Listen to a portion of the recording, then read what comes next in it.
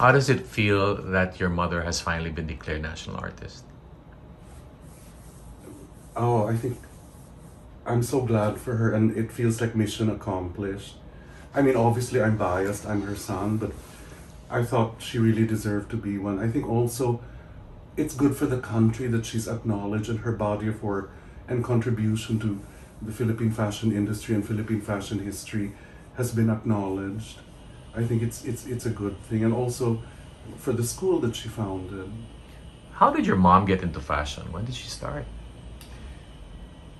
Interestingly, she hated sewing. She told me she always did. But what happened is, if I piece the story together from what I know, she started out as a painter like myself. Uh, she came to Manila and studied at UST. She studied fine art under Bottom Francisco. Mm. Uh, but her studies were interrupted because of the war. I think she came here in 37 or 38. Um, and the war interrupted her studies, and I know she went back to Legazpi and stayed with her family until after the war. So the war ended in 1945, and I guess by then, too many years had passed already for her to come back and be a college student. So she came to Manila with her older sister, Purificacion, and they opened a shop on Taft Avenue called Slim's. Hmm. And that's how it began. And I think also because my mother's family lost a lot during the war, they were in Legazpi. And so I think it was their way of coming to the big city to start something new, in hopes of a new life. Slims is such a smart way of putting Salvacion Lim, right? Slims. That was sort of an accident because while she was an art student, uh, one of the Sunday magazine editors discovered her fashion drawings, and they asked if they could print them in the Sunday magazine. So she would sign the work as Slim, Mm. and people would read it as Slim. So it sort of became her name by accident, her brand name. So she put up a shop, and did she study fashion? Did she have to take courses? No, because in those days, what happened was her older sister Purificacion already had studied dressmaking. She was studying dressmaking in Manila, I think pre-war also. There was a dressmaking school called Madame Collerman somewhere in the area of Santa Ana, I believe. And my grandmother also made dresses, so it was in the family. Mhm. So I think by the time they came to Manila, my older tita, Purificacion, was the one who was originally cutting the dresses and teaching my mom as she went along, and my mother would design them. And she obviously was a quick learner. Yeah, I hear that she studied in Paris. Did she? Not really. She opened her shop in 1947, and by 1951 they had done so well that she was able to travel to Europe with two of her female friends. One of them was her aunt Hortensia. Oh, wow. They traveled to Paris together, and in fact, I have pictures of them Oh, really? together. Fantastic. And she spent all her own money, and they were able to attend a lot of the couture shows in Paris at the time. People like Dior and Balenciaga were still alive, Jacques Fath, all those. So she saw all these magnificent dresses up close. And because she was already a working designer, she bought all these fabrics and components and beadwork and trimmings and ribbons and shipped them all back here. And because I know when she came back, she did her first solo fashion show in 1952 in the auditorium of Far Eastern University. Also for the reason that it was the largest auditorium left standing after the war that had air conditioning. Okay. And so she was inspired by what she saw in Europe and started to, but she Filipinized it, especially in this exhibit. You can see Yeah. the Well, melding of two cultures. the thing I always point out is the year 1947 is when my mother started her shop. The decade from 1947 to 1957 is what Western fashion historians refer to as the golden age of haute couture, because 1947 was also the year that Christian Dior opened his salon or showed his first collection, and he introduced the new look, which was those big bouffant skirts. It was a sort of return to romantic dressing after the end of the war in France as well. So designers here, including herself, were very influenced by That, and it was also the decade in fashion history where women's clothing were really the most progressive and avant-garde, cutting edge shapes and structures. And my mother took those aesthetic ideas and translated them into, oftentimes Filipiniana, into ternos. It was also a golden age for the terno because the Philippines had just ended, the war had just finished. The Philippines had become a newly independent country. So there was this tremendous surge of national pride. So the terno was reimagined in a very sophisticated way to show that also the women after the war were no longer sort of the women of the 19th century staying at home reading the Bible and embroidering. They were out in the workforce, they were independent. And so if you look at the early works of my mother and the designers in that period, there really is such a statement about who these new 20th century women were in a newly formed republic. So did her business do well? She did very well. I mean, they worked hard. I know my mother was a very hard worker and always was. So much so that after opening in 1947, by 1960, she was so well known that a lot of her clients were telling her that she should open a school and share her knowledge of garment construction so that their daughters could come study there and whatever. So my mom and my aunt put together this curriculum, homegrown curriculum based on their own knowledge and skills in dressmaking and pattern making, and opened Slim's Fashion and Art School, which became the first fashion school in the country, because prior to that there had been dressmaking schools, but none that were founded by a fashion designer. So they also had fashion design courses, which, because of my mom's background in fine art and exposure to Botang Francisco, the curriculum of the fashion design course is quite heavy on the fine art, color theory, color harmony type of thing. Amazing. Who were some of your well-known graduates, for example? Wow, if you look at every decade of the school, it began, the first graduate from that school who became a well-known designer was Oscar Peralta. Soon after him, around the late 60s, Joe Salazar. And then onward, you have the likes of Cesar Gaupo. And then on and on, you go toward, today you have Michael Cinco, you have the young designers, Joey Sampson, Martin Bautista, you have Oliver Tolentino in the United States. I think the school turned out, I would say about conservatively 60% of all the well-known designers in Philippine fashion history from 1960 onward came from that school.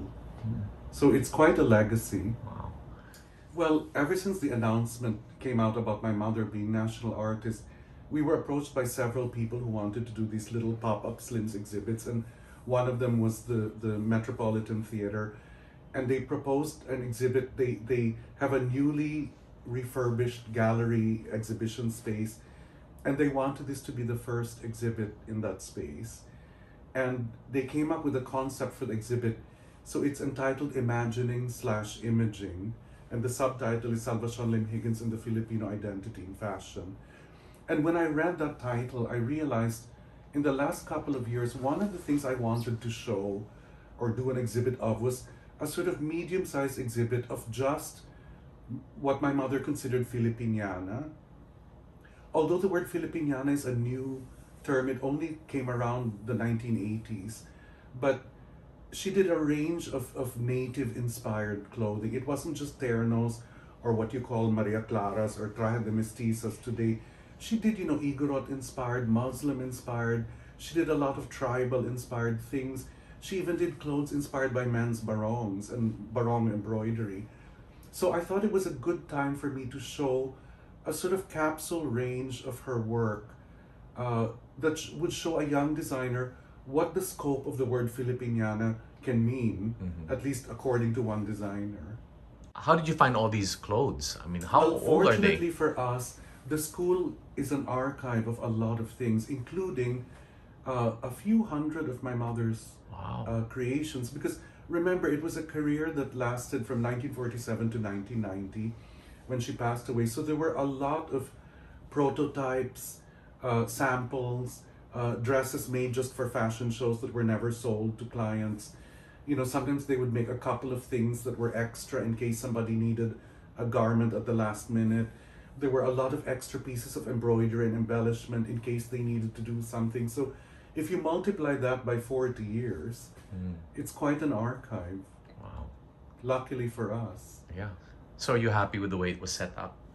Yes, well, I worked with my friend Tats Manahan, who came up with this insane idea of putting this Sura mural and Filipinizing it and putting an island in the middle of the exhibition space with street lamps, because her whole point was your mother, you know, because Filipino culture and fashion and history and cuisine and language is a hybrid of many different cultures. You know, before the 1500s, we were an archipelago of all kinds of different native people, already influenced by the superpowers at the time, which would have been China and what they referred to as Greater India. So you had empires nearby called the Majapahit and the Srivijaya. So there were Hindu, and then later on around the 9th century, you had the Muslim cultures come in. And then by the 1500s, you had the arrival of Spain, which completely changed the trajectory of Filipino culture and fashion and everything permanently. And that said, we are really the only country in Southeast Asia that is so unique in that sense, that our national dress, or the unofficial national dress, which is the terno, if you trace its ancestry, came from the fashion houses in Paris. It didn't evolve from native clothing. Because if you look at the more native type of clothing around us in the archipelago, it's very similar to the rest of the region. But the terno is so unique in the sense that it is a hybrid, and that in itself speaks about the hybridity of the Filipino in general. And so this was sort of Tats's point of view, was Paris couture elements with native elements mixed together and executed the way my mother executed the clothes. Given that premise where Mark was coming from, the hybridity of Philippine culture in all aspects, I was like thinking, what am I going to do? And all of a sudden, I was looking through my phone aimlessly, and this painting came out. And this is a very popular painting. That there's even a musical, Sunday in the Park with George. I thought the colors of this painting are perfect as a backdrop to the Slim's collection. As you can see, the colors are so bright. So this one is very muted, and the style kind of like, you know, just like, it's just quietly in the background, but at the same time, it's 24 feet.